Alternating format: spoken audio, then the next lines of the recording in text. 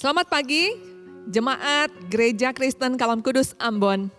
Kita jumpa lagi di dalam Sapaan Pastoral. Mari awali terlebih dahulu di dalam doa. Bapa, terima kasih Tuhan. Engkau terus rindu untuk menyatakan diri-Mu Tuhan kepada kami. Bapa, seperti Engkau memimpin bangsa Israel dengan tiang awan dan tiang api. Demikian juga Engkau menuntun umat-Mu ya Tuhan, untuk terus memahami hati dan pikiran-Mu ya Tuhan. Mari ya Bapa, sebelum kami membuka firman Tuhan, biarlah terlebih dahulu kami membuka telinga dan membuka hati kami di hadapan-Mu. Berkaryalah ya Allah Roh Kudus, karena Engkaulah yang empunya kehidupan kami. Terima kasih Tuhan, demi nama Yesus kami sudah berdoa dan mengucap syukur. Haleluya. Amin.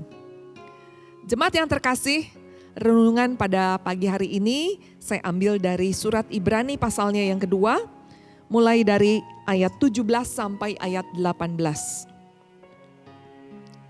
Itulah sebabnya, maka dalam segala hal ia harus disamakan dengan saudara-saudaranya, supaya Tuhan Yesus menjadi imam besar yang menaruh belas kasihan dan yang setia kepada Allah untuk mendamaikan dosa seluruh bangsa. Sebab oleh karena ia sendiri telah menderita karena pencobaan, maka ia dapat menolong mereka yang dicobai. Demikianlah firman Tuhan. Jemaat sekalian, ada seorang arsitek senior di Amerika, namanya David Dillard. Ketika dia melatih arsitek-arsitek junior untuk bekerja kepada dia, merancang bangunan-bangunan, maka ada satu metode yang dia gunakan.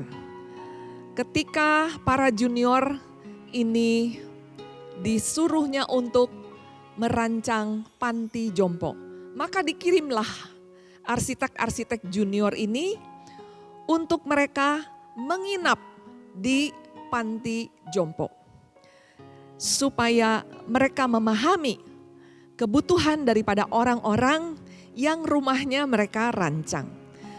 Kemudian arsitek junior ini mereka mengenakan piyama, lalu menghabiskan waktu mereka dalam kondisi yang persis sama di panti jompo dengan oma-opa yang berusia 80-90 tahun. Anak-anak muda ini mengenakan penutup telinga, berpura-pura kehilangan pendengaran mereka. Lalu jari-jari tangan mereka juga dibebat untuk membatasi gerak. Lalu kacamata mereka juga diganti supaya mereka dapat merasakan masalah penglihatan. Dan David Dillard mengatakan, setelah arsitek junior ini menginap di panti jompo, ketika mereka pulang, hatinya berubah. Mereka justru bisa memiliki hati yang jauh lebih peka, karena mereka bertemu dengan orang-orang dan mampu memahami keadaan orang-orang jompo. Demikian pula dengan Tuhan kita Yesus Kristus yang menjalani hidup di dunia ini selama 33 tahun, ikut merasakan pengalaman yang manusiawi. Tuhan Yesus menjadi sama seperti kita. Di dalam segala hal, ia sama dengan saudara-saudaranya. Dan dia tahu persis bagaimana hidup di dalam tubuh manusia di dunia menghadapi pergumulan yang sama seperti yang kita alami. Dan sanggup memberikan penguatan seperti yang kita butuhkan. Karena itu dia dapat menolong mereka yang mengalami pencobaan. Dan sebagai Tuhan, sesungguhnya Tuhan Yesus bisa saja menghindari kayu salib, tetapi dia memilih untuk tetap taat kepada Bapa Surgawi. Lewat kematiannya, Tuhan Yesus mematahkan semua kuasa iblis dan membebaskan kita dari segala ketakutan kita akan kematian. Kitab Ibrani itu terus-menerus menekankan bahwa Yesus yang menjadi sama dengan manusia di dalam segala hal harus menderita untuk menyelamatkan hidup kita di dalam setiap pencobaan. Tuhan Yesus terus menyertai memberi kita keberanian, kekuatan, dan pengharapan. Sebagai refleksi, ketika kita sudah dimengerti oleh Tuhan kita, apakah kita menjadi orang yang mau mengerti keadaan sesama kita yang ada di dalam kesulitan? Mungkin mereka orang-orang tua yang sudah lanjut usianya, mungkin mereka juga orang-orang yang sakit, orang-orang yang bangkrut, orang-orang yang rumah tangganya hancur, bahkan juga orang-orang yang jatuh ke dalam dosa.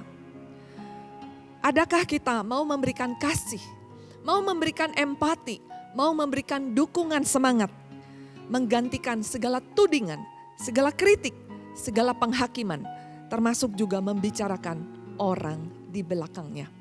Mari kita berdoa. Bapa di dalam surga, terima kasih Tuhan.